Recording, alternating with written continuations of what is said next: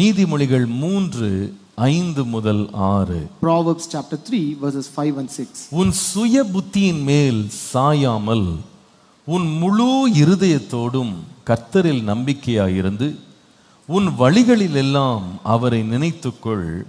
அப்பொழுது அவர் உன் பாதைகளை செவ்வைப்படுத்துவார். Trust in the Lord with all your heart and lean not on your own understanding. In all your ways acknowledge him and he shall direct your paths. கர்த்தர் என் பாதைகளை செவ்வையாக்குவார். God will fix my paths.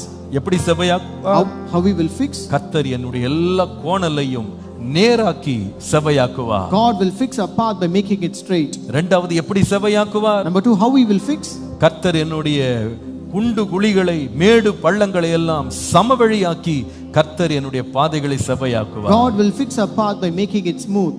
மூன்றாவது எப்படி கர்த்தர் என் பாதைகளை செவ்வையாக்குவார்? How will the Lord fix my path?